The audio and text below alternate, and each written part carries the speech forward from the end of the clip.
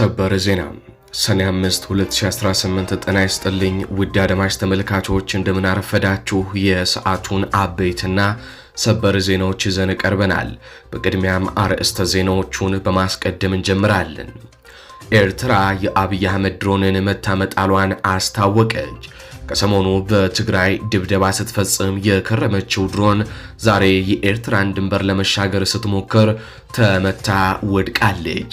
ዝርዝር ዘገባ ይዘናል። ወዲህ በይፋ ጌታቸው ረዳና ሬድዋን ሁሴን ህወሓትና ኤርትራ በመጪው ቀናቶች ጦርነት ሊከፍቱብን ነው ሲሉ አውጀዋል። የሰሜኑ ጦርነት ፍርሃት እየተደረሰ የሚለውን እንዳሰሰዋለን። ወዲህ በአማራ ክልል በፋኖ ኃይሎችና በመከላከያ ሰራዊቱ መካከል የሚደረገው ውጊያ ተጠናክሮ ሲቀጥል ፋኖ በባህር ዳር ዙሪያ ከ100 በላይ ወታደሮችን የደመሰሰበት ሁለት ተሳቢ ሙሉ ወታደር ድባቅ የተመታበት ውጊያ ማድረጉ ታውቋል። አንድ ተሳቢ ተገልብጦ የብልጽግና ጦር አልቋል። ዝርዝር ዘገባ አሰናድተናል። ወሎ ላይም በከባድ መሳሪያ የቀለጠ ውጊያ ተደርጓል፣ ይዳሰሳል። ወዲህ ከሰሞኑ ፋኖን የሚከዱ ከፍተኛ የፋኖ አመራሮች መኖራቸውን ጋዜጠኛ ሙሉጌታ አንበርብር ገልጿል።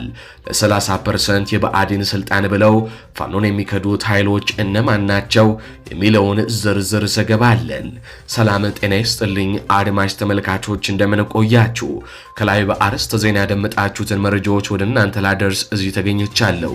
የህዝባዊ ትግሉን የምትደግፉ እንዲሁም ሀገር ወዳድ ሆናችሁ አድማጭ ተመልካቾች ቪዲዮን ላይክ፣ ቻናሉን ሰብስክራይብ አድርጋችሁ የደወል ምልክቱን ታበሩ ዘንድ እንጠይቃለን። እንዲሁም በኮሜንት ድል ለህዝብ ልጆች ድል ለጀግኖቹም እያላችሁ ለህዝቡ ሲሉ ጫካ የገቡትን ታጋዮች ታበረታቱ ዘንድ እየጠየቅናችሁ በቀጥታ ወደ መረጃዎች ያለፍኩኝ።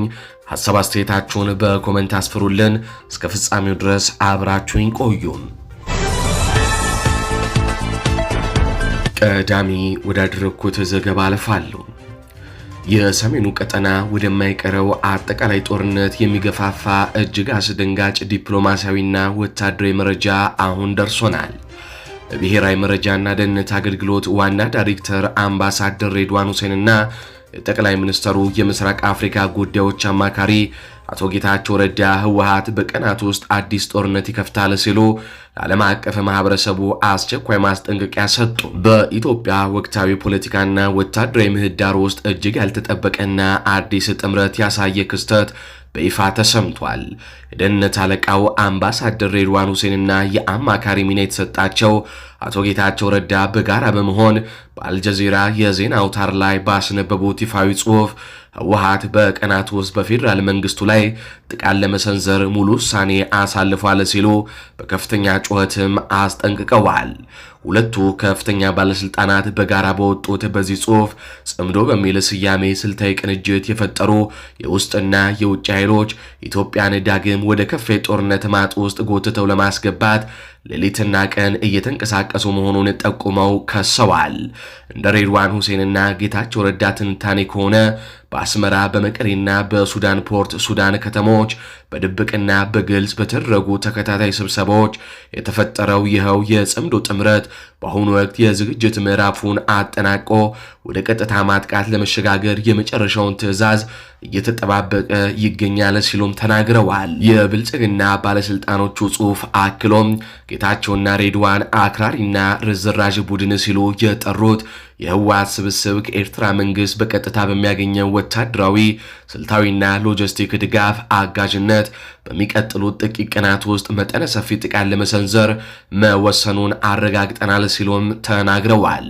ባለስልጣናቱ ምንም እንኳን የትግራይ ህዝብ የህወሓትን የጦርነት አጀንዳ በግልጽ ውድቅ ቢያደርገውም ቡድኑ ግን የግጭት መቀስቀስ አባዜውን ባለመተው ከፍተኛ ቁጥር ያለው ተዋጊ ኃይል መመልመል፣ ማሰልጠንና ማስታጠቅ በስፋት መቀጠሉን በጽሑፋቸውም ገልጸዋል። ወታደራዊና ፖለቲካዊ ተንታኞች እንደሚሉት የአምባሳደር ሬድዋን ሁሴንና የአቶ ጌታቸው ረዳ የጋራ ጩኸት አገዛዙ ከሰሜኑ የሚመጣውን የተቀናጀ ወታደራዊ ማዕበል እጅጉኑ በከፍተኛ ፍርሃትና ድንጋጤ እየጠበቀው መሆኑን ያሳያል። አገዛዙ ጦርነት ሲፈነዳ እኛ አልጀመርነውም፣ ህወሓት ጽምዶ ናቸው የጀመሩት የሚል የዓለም አቀፍ ዲፕሎማሲ ማምለጫ መንገድ ለመፍጠር ከወዲሁ በአልጀዚራ በኩል ዳርዳር እያለ ይገኛል። ይሁን እንጂ መሬት ላይ ያለውን እውነታ ፍጹም ተቃራኒ መሆኑን መረጃዎች ያሳያሉ። ከሰሞኑ በትግራይ ክልል ሸምበኒላ፣ ሽሬም፣ ሽራሮ አቅራቢያ የጦር መሳሪያ በጫኑ መኪናዎች ላይ የተፈጸሙት ተከታታይ የመንግስት የድሮን ጥቃቶች ጦርነቱን አስቀድሞ የጀመረው ራሱ የብልጽግና አገዛዝ ለመሆኑ በቂ ግልጽ ማስረጃዎች ናቸው ሲሉ ተንታኞች ይናገራሉ። ይህ የድሮን ጥቃት በአስመራና በመቀሌ መካከል የተፈጠረውን አዲስ ወታደራዊ ትስስር ለመበጣጠስ ታስቦ የተደረገ ቢሆንም አሁን ላይ ግን ሁኔታዎች ከአገዛዙ ቁጥጥር ውጪ ወደሆኑ አጠቃላይ የቀጠናው ፍንዳታ እያመሩ መሆናቸውንም ያረጋግጣል። እዚሁ ሰሜኑ ላይ ስንቆይ ሰበር ዜና ተሰምቷል። የሰሜኑን ቀጠና ወደ ከፍተኛ ወታደራዊ ፍጥጫ የከተተ እጅግ አስገራሚ ሰበር መረጃ ከኤርትራ አሁን ወጥቷል። በትግራይና በኤርትራ ድንበር አካባቢዎች በተከታታይ ቀናት ጥቃት ስትሰነዘር የነበረችው የፌዴራል መንግስቱ የድሮን ኃይል በዛሬው ዕለት በኤርትራ ጦር ተመታ መውደቋ ታውቋል። ይህ ክስተት የቀጠናውን ውጥረት ወደ አዲስ ምዕራፍ ያሸጋገረው ሲሆን ዝርዝር ዘገባውም ከኤርትራ እንደሚከተለው ደርሶናል። ከሰሞኑ በትግራይ ክልል ሽሬና ሽራሮን ጨምሮ በምዕራባዊ የክልሉ ክፍሎች ላይ በተከታታይ በተፈጸሙ የድሮን ጥቃቶች በርካታ የህወሓት ወታደሮች ንብረቶችና ታጣቂዎች መደምሰሳቸው የሚታወስ ሲሆን ህወሓትም የፌዴራል መንግስቱን በጽኑ ያወገዘበት መግለጫ ማውጣቱ አይዘነጋም። ታዲያ በዛሬው ዕለት ይኸው የአየር ላይ ጥቃት አቅጣጫውን በመቀየር ወደ ኤርትራ ድንበር አቅንቶ ነበር። በትግራይ ግንባር ጥቃት ስትሰነዝር የነበረችው ቻይና ሰራሽ እንደሆነች የተነገረላት ይቺው የጠቅላይ ሚኒስትር አብይ አህመድ መንግስት ድሮን የኤርትራን የአየር ክልል ድንበር ተሻግራ ስትንቀሳቀስ በኤርትራ ኃይል ተመታም መውደቋ ተረጋግጧል። የኤርትራ ወታደራዊ መረጃና ህዝብ ግንኙነት መምሪያ ባወጣው አስቸኳይ መግለጫ ንብረትነቱ የኢትዮጵያ የፌዴራል መንግስት የሆነው ድሮን ድንበር ተሻግሮ አሰሳ ሊያደርግ ወይንም ጥቃት ሊሰነዘር ሲንቀሳቀስ ምንም አይነት እርምጃ ሳይወስድ ቀድሞ በተሰነዘረበት የአየር ላይ መከላከል ጥቃት መመታቱንና መውደቁን በይፋም አስታውቋል። ወታደራዊ ተንታኞች እንደሚሉት የአገዛዙ ድሮኖች ከሰሞኑ በሱዳን ድንበር አቅራቢያ እንዲሁም አሁን ደግሞ በኤርትራ የአየር ክልል ውስጥ መመታታቸው የፌዴራል መንግስቱ የአየር የበላይነት በጎረቤት ሀገራት ዘመናዊ መሳሪያዎች እየተገረሰሰ መሆኑን ያሳያል። ይህ በኤርትራ ጦር የተወሰደው ፈጣን የአየር ላይ እርምጃ በሰሜኑ ቀጠና አዲስ የጦርነት ጅማሮ መቃረቡንም በግልጽ ያሳየ ነው። ከዚህ ባለፈም ፊልድ ማርሻል ብርሃኑ ጁላ ሳይቀሩ በቅርቡ ስጋታቸውን የገለጹበት የጽምዶ የሰሜን ህብረት ስትራቴጂካዊ ጥምረት አሁን መሬትና አየር ላይ በተቀናጀ መልኩ ወታደራዊ አቅሙን ማሳየት መጀመሩ ፍንትው አድርጎ የሚያሳይ ነውም ተብሏል። የኤርትራው ፕሬዝዳንት ኢሳያስ አፈወርቄ ካይሮ ግብጽ ደርሰው በተመለሱበት ህወሓት በትግራይ ክልል የድሮን ጥቃቶችን እያወገዘ ባለበት እንዲሁም ደግሞ የብልጽግና ከፍተኛ አመራሮች ህወሓት ጦርነት ሊከፍትብን ነው እያሉ ባሉበት በዚህ ወቅት ድሮኗ መመታቷም በባህር ዳር በወሎና በሸዋ ግንባር ከፋኖ ጋር ተጠምዶ ለሚገኘው የብልጽግና ጦር ትልቅ ስለልቦናዊ ወታደራዊ ውድቀትም ነው ተብሏል። የሰሜኑ ግንባር ከአማራ ክልል የህዝብ ትግል ጋር በቀጥታ መተሳሰሩ አገዛዙ በአራት አቅጣጫ ወደማይወጣው የጦርነት ማጥ ውስጥ እየገባ መሆኑን ያረጋገጠ ነው ሲሉ የቀጠናው የፖለቲካ ምሁራንም እየገለጹ ይገኛሉ። ይህ በእንዲህ እንዳለ በቀጥታ ወደ አማራ ክልል የጦር ግንባር መረጃ ከማለፌ በፊት አንድ መረጃ ላጋራችሁ። ብልጽግና የፋኖ ኃይሎችን ማሸነፍ ሲያቅተው የፋኖ ኃይሎች ከፍተኛ አመራር ቤተሰቦችን ማገት መጀመሩ ተነገረ። የአርበኛ ሳሙኤል ባለድል ቤተሰቦች በአገዛዙ ታገቱ። የአማራ ፋኖ ብሔራዊ ንቅናቄ ከፍተኛ አመራር አርበኛ ሳሙኤል ባለድል ቤተሰቦች በአገዛዙ ብልጽግና ወታደሮች ባለፈው ሰኔ 2 መታገታቸው ተሰምቷል። የአፋብን ስልጠና መምሪያ ኃላፊው ቤተሰቦቹ ማለትም ባለቤቱ፣ እህቱና የእህቱ ባል ከህፃናት ልጆቻቸው ጋር በጅምላ ታፍነው መታሰራቸው ተረጋግጧል። ባለፈው ጊዜ የከፍተኛ አመራሩ አጎትና የአጎቱ ልጅ በአገዛዙ በግፍ እንደተገደሉበት የሚታወቅ ነው። የብልጽግና አገዛዝ ህዝባቸው ላይ እየተፈጸመ ያለውን ዘር ማጥፋት ለመቀልበስ እየታገሉ ያሉ አርበኞችን ታግሎ ማሸነፍ ሲያቅተው ቤተሰቦቻቸውን በመግደል በማገትና ከሀገር እንዲሰደዱ በማድረግ ግፍ በመፈጸም ከዓላማቸው ለማደናቀፍ ቢሞክርም ተግባሩ ግን አርበኞችን በከፍተኛ ጽናት ቁርጠኝነት እንዲታገሉ ከማድረግ የዘለለ ሚና የለውም ሲሉም ከፍተኛ የፋኖ አመራሮች ጉዳዩን ገልጸውታል። በቀጥታ ከአማራ ክልል ወዳገኟቸው አበይትና ሰበር የጦር ግንባር መረጃዎች አልፋሉ። የአፋብን ወሎ ቤተ አማራ ሚኒልክ ዕዝ 104ኛ ኮር 23ኛ ክፍለ ጦር አምባሰል ላይ አንጸባራቃዊ ድል መቀናጀቱን አስታወቀ። መነሻውን ከኩታበር ወደ ተለያየን ዚሃ እንዲሁም ከደላንታ በቴር አድርጎ ወደ ዚሃ በምድር ሞርተር ዙ 23 እና መድፍ ሲጠቀም በሰማይ በሁለት ድሮን ታግዞ ፋኖን አጠፋለሁ በሚል የተለመደ ቅዠቱ የመጣው የአገዛዙ ሰራዊት በፋኖ ኃይሎች ምንም ነገር ሳይበግራቸው እንደ ቃሪያ ሲያረግፉት ውለዋል ሲሉ የዓይን እማኞች ገለጹ። ውጊያውም ከንጋቱ 11 ሰዓት እስከ 6 ሰዓት የተደረገ ሲሆን በዚህ አስጨራሽ ውጊያ የ104ኛ ኮር 23ኛ ክፍለ ጦር ተናዳፊዎች ዚሃ የገባውን ኃይል ሙሉ ለሙሉ የደመሰሱ ሲሆን በዚህ የተበሳጨው አገዛዙ በዘፈቀደ 3 ጊዜ ድሮን በመጣል ከጦርነቱ ተሳታፊ ያልሆኑ ንጹሃንን የጥቃቱ ሰለባ አድርጓል ሲሉ የዓይን እማኞች ከቦታው ለሚዲያችን ተናግረዋል። አሁን ላይ የብልጽግና ወታደር በድሮን ሽፋን በመስጠት ሬሳና ቁስለኛ እያነሳ ሲሆን ከግሸን በአባላ ለመቁረጥ ቢንቀሳቀስም በንስሮቹ በደፈጣሙትና ቁስለኛውን ይዞ ወደ መጣበት እንዲመለስም ተደርጓል ነው የተባለው። ይህ በእንዲህ እንዳለ በጎጃምም ከባድ ውጊያ ተደርጓል። በጎጃም ባህር ዳር ዙሪያ የሚገኘውን የአገዛዙን ወታደራዊ መዋቅር ፍጹም ድንጋጤ ውስጥ የከተተ ሌላ አዲስ ሰበር መረጃ አሁን ደርሶናል። በባህር ዳር ማስተናገጃ ኮሪደር አቅራቢያ በምሽት ሲንቀሳቀስ በነበረ የብልጽግና ግዙፍ ወታደራዊ ስብስብ ላይ የአማራ ፋኖ ብሔራዊ ንቅናቄ አፋብን ጦር በወሰደው መብረቃዊ የደፈጣ ጥቃት 2 ተሳቢ ሙሉ የጭነት መኪና ወታደር ድባቅ መመታቱ ተረጋግጧል። በጎጃም ግንባር የብልጽግናን ጦር አይቀሬ ወደ ሆነው የሽንፈት ማጥ ውስጥ እየከተተ ያለው የፋኖ መብረቃዊ ኦፕሬሽን በትላንትናው ዕለት እኩለ ሌሊት ላይ በባህር ዳር ዙሪያ በሚገኘው ማስተናገጃ ኮሪደር አቅራቢያ በይፋ ተኩስ ከፍቷል።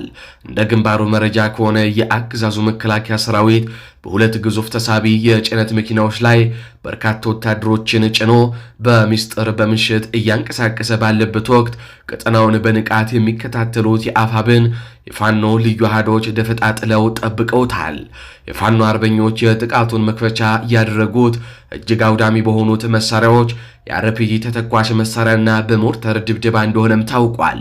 በጥቃቱ ፍጥነትና በደረሰው የኃይል ሚዛን መዛባት ሳቢያም ከመቶ በላይ የብልጽግና ወታደሮች ወዲያውኑ መደምሰሳቸው የተረጋገጠ ሲሆን ወታደሮችን ጭኖ ይጓዝ የነበረ አንዱ የአገዛዙ ትልቅ ተሳቢ መኪና በደረሰበት ቀጥተኛ ምት ሙሉ በሙሉ ተገልብጦ በውስጡ የነበረውን ኃይል እንዲያልቅም አድርጓል ነው የተባለው።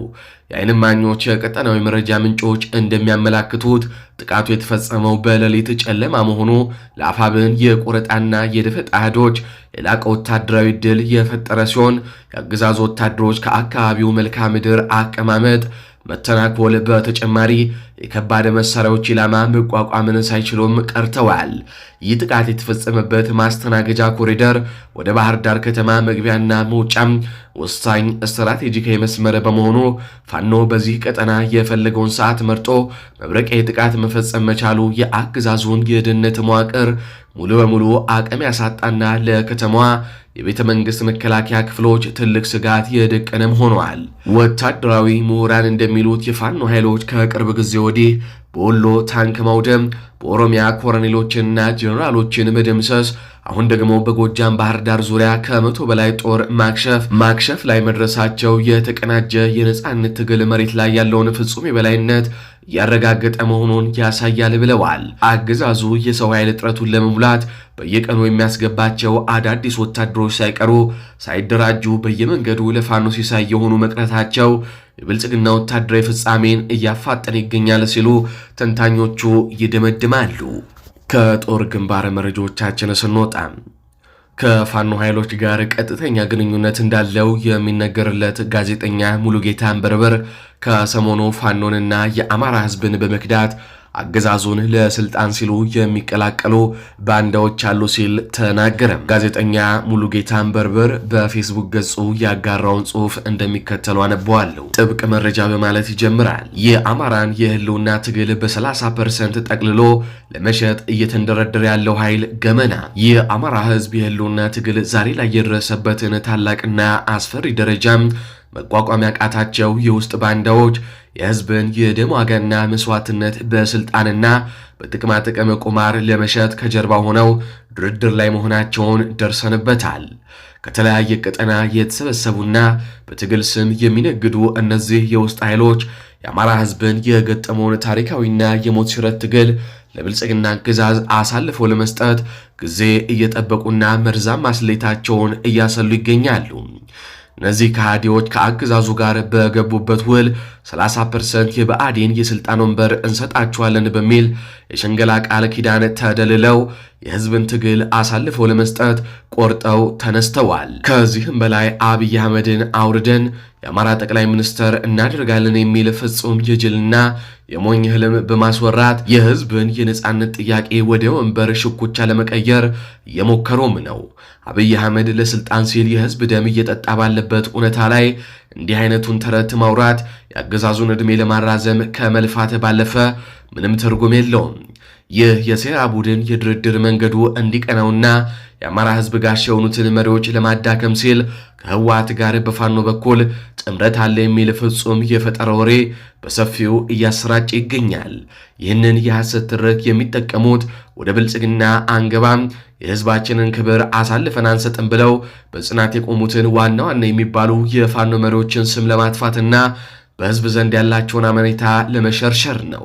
የሚያሳዝነው ሊሰመርበት የሚገባው እውነት በዚህ የአገርና የህዝብ ክህደት ሂደት ውስጥ ዋና ዋና የሚባሉ የተወሰኑ የፋኖ መሪዎች፣ ጋዜጠኞች ጭምር እጃቸውን አስገብተውበት መገኘታቸው ነው። እነዚህ ግለሰቦች የህዝብን የለውጥ ድምፅና የጽናት መስመር ከማገዝ ይልቅ በጥቅማ ጥቅም ተደልለው የጠላትን አጀንዳ በየማህበራዊ ገጻቸው በማስፈጸም ላይ ይገኛሉ። የአማራ ህዝብና እውነተኛው የፋኖ መዋቅር ይህንን በትግሉ ላይ የተደቀነውን የውስጥ ክህደት አደጋ በንቃት ሊገነዘበውና ሊያከሽፈው ይገባል።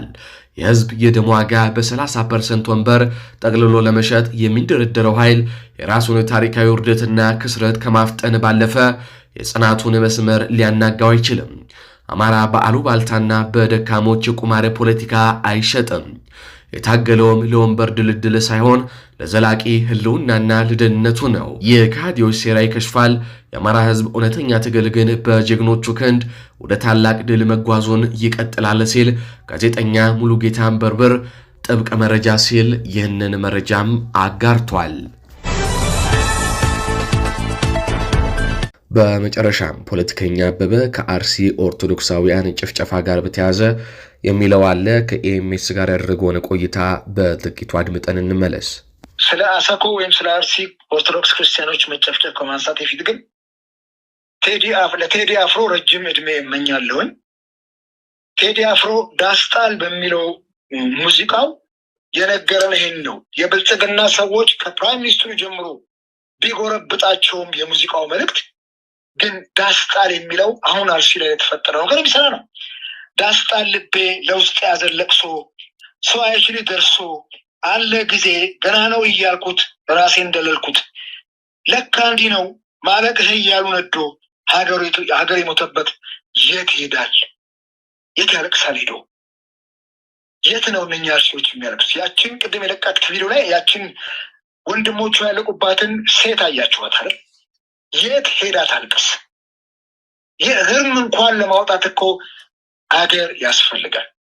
እኔ ዶክተር አብይ አህመድ የሚመሩት መንግስት እርስ በርሳችን እንድንታልቅ የፈለጉ ከሆነ ይንገሩን። እውነት ነው የምናገረው። እኔ እውነት ተናግሬ የመሸበት ማደር እፈልጋለሁ።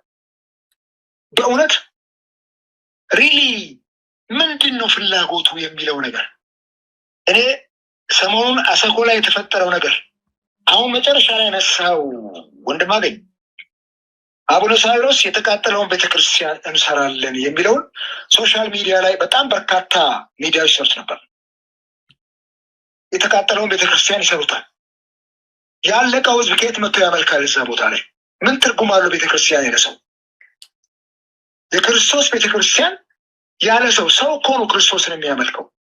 የትኛውም የክርስትና እምነት ላይ የትኛውም የእስልምና እምነት ላይ መስጊድ ሄደው የሚሰግደው ሰው ነው። ቤተክርስቲያን ሄደው የሚያመልከው ሰው ነው። ፈጣሪውን የሚያመሰግነው ሰው ነው። የሰው ልጅ በህይወት ዘመኑ የመጨረሻው ጥግ ሃይማኖቱ ነው፣ እምነቱ ነው። ክርስቲያን በክርስቶስ የሚያምን፣ እስልምና በነቢዩ መሐመድ በአላህ የሚያምን የመጨረሻ የህይወታቸው ግብ እሱ ነው። የህይወታቸው ምዕራፍ ሲቋጭ የመጨረሻ የመኖር ህይወታቸው ሲዘጋ በስጋዊ የመኖር እስትንፋሳቸው ወደ ሰማያዊ ዓለም የሚሄዱት በዚህ እምነት በኩል ነው። ይሄንን አምነው እንኳን ለመኖር ምንድን ነው ያልቻሉት? በእውነት ዛሬ ቤተክርስቲያን የተቃጠለውን መስራት ነው የሚቀለው፣ የሚገደለውን ምዕመን ማቆም ነው የሚቀለው። እግዚአብሔር እኮ ለተገነባ ህንፃ አይደለም እኮ ለምድራዊ ህንፃ አይደለም እኮ እሱ ለገነባው የሰው ልጅ ህንፃ ነው የሚጨነቀው። የሰው ልጅ ክርስቶስ የገነባው እግዚአብሔር የገነባው ህንፃ ነው መጽሐፍ ቅዱስ። ህንፃ እሱ የገነባውን ህንፃ እሱ ያፍርሰው እንጂ ተነስተህ እያፈረስከው የሰው ልጅ በእግዚአብሔር ምሪት የሰራውን ህንፃ መልሼ እሰራዋለሁ የፈረሰውን ቤተክርስቲያን ብትል ምን ትርጉም አለው? እሱማ ዳዊትም እኮ የእግዚአብሔርን ቤት ሰርተዋል እኮ። ዛሬ እኮ ዳዊት የሰራው ቤተክርስቲያን በምድር ላይ የለም። በሰዓቱ ግን ሰርቷል የአምልኮ ቤተክርስቲያን። ሰውን የሚያክል የእግዚአብሔር የአምልኮ ቤተ መቅደሱን አፍርሰ ገለ አጥፍተ ምንድን ነው እሱ በጭቃና በጡብ ብሰራው ቤተክርስቲያኑ? እና እኔ መቼም እነኝን አባቶች ቀና ብለን እናስተምር። ብችንም ትንሽ የምናገረው መጽሐፍ ቅዱስ ስለማነብ ነው። በእውነት ነው ብለው ቴዎድሮስ ካሳሁን ዳስጣል የሚለው ሙዚቃ አሁን ነው የተዘራው ለኔ። ዳስጣል የሚለውን ሙዚቃ በደንብ ኢትዮጵያ ህዝብ ያዳምጠው። አሁን ነው ዳስ መጣል ያለብን። ቁጭ ብለን ማዘን። ብዙ ሰዎች ብዙ ትንታኔ ሰጥተዋል። ዳስ ማለት ለሰርግ የሚጣል ነው፣ ድንኳን፣ ለቅሶ፣ በተለይ ከእምነት ጋር የተያዙ ሰዎች የታሉ? የቴዲ አፍሮን ሙዚቃ ዳስጣልን የተቹ ሰዎች ዛሬ የታሉ? እነኚህ ክርስቲያኖች ችግር የለውም እምነታችንን፣ እምነቱ የፈለገው ሰው የፈለገውን ማመን ይችላል። ሰው ሆነው መገደላቸው ግን አያስጨንቀንም? ሰው ሆነው መገደላቸው ሰው ሆነው መኖር ሲገባቸው እንዳይኖሩ የተከለከሉ ሰዎች ግድ አይለንም ወይ? በእውነት ምንድን ነው የእኛ በህይወት የመኖር ትርጉም? እንዲህ አይነቱን ነገር ካላወገዝን ኖ ልክ አይደለም መንግስት ካላል የመኖር ትርጉም ምንድን ነው? እኔ የኢትዮጵያ ኦርቶዶክስ ቤተክርስቲያን ብልጽግና እጁን አርዝሞ ከገባባት በኋላ እዛ ቤተክርስቲያን ውስጥ የማንነት ፖለቲካው ዘልቆ ገብቶ ሲያተራምሳቸው አይተናል። ምንም ጥርጥር የለው አይተናል። ባለፈው ያ ሁሉ ቀውስ ከሻሸመኔ ጀምሮ የተፈጠረውን ችግር የፖለቲካው ስሪት ነው ያመጣው። ዘን በእውነት ነው አቡነ ሳዊሮስ ምን አለበት አሰኮ ሄዱ? የአሰኮ ህዝብ ምዕመን አይደለም? የእግዚአብሔር ህዝብ አይደለም? የሚያሰጋቸውም ከሆነ አሁን እንደዘገባቸው ለቤታቸው ለምን አይሞቱም? አቡነ ጴጥሮስ እኮ ከፋሽስት ጋር ታግሎ እኮ ሞተዋል። ባለፈውም ጠቅላይ ሚኒስትሩ ሳያሷቸው ነበር። አቡነ ጴጥሮስ የሞቱት ለፖለቲካ አይደለም፣ ለእምነታቸው ነው። ምን አለበት የእምነት አባቶች ቢሞቱ ቢገደሉ? ሌላው ምዕመን ይገደል የለም እንዴ? የሁለቱም ነፍስ እኮ እኩል ነው በክርስቶስ ፊት የምትቀርበው ለፍርድም ለጽድቅም። ምንድን ቢሞቱስ? በቃ እዛ ቦታ ሄደው ምን አለበት ያ ምዕመን የተቀበለውን መስዋዕትነት ቢቀበሉስ? ጽድቅ እዛ ጋር ያለው። በእውነት ነው እኔ አሁን ነው ዳስጣል የሚለው የቴዲ ሙዚቃ በደንብ ሊደመጥ የሚገባው። ሁሉም ኢትዮጵያ ዳስጣል የሚለውን ማድመጥ አለባቸው። በእውነት ነው የምልህ። ይሄን ሳነሳ ግን ሰሞኑን ሶሻል ሚዲያ ላይ ሲንሸራሸር የነበረ ነገር አለ። እናንተ ጋዜጠኞች ናችሁ፣ እኔም ለማጣራት እየሞከርኩ ነው። ከ3 ቀን በፊት አዲስ አበባ ከተማ ለሚኩራ ክፍለ ከተማ በተለምዶ ጨርቆስ የሚባለው አራብሳ ላይ ኮንዶሚኒየም ውስጥ 2 የሙስሊም ወንድሞቻችን እንደተገደሉ ይነገራል። በተለይ አንደኛው ታርዶ በአሰቃቂ ሁኔታ፣ አንደኛው ታንቆ። ይሄን ጉዳይ በጣም የተራገመ መጥቷልና አጣሩትና ስሩ። እዚህ መሀል አዲስ አበባ ውስጥ እንዲህ የሚደረግ ነገር ካለ ሪሊ ሙስሊሙን ከክርስቲያኑ ጋር ለማገዳደል የተጠነሰሰ ሴራ መኖሩን ማሳያ ነው የሚሆነው። ለሰዓቱ የነበሩ መረጃዎች እነዚህን ይመስላሉ። በቀጣይ እስከማገኛችሁ ቸር ያሰማን።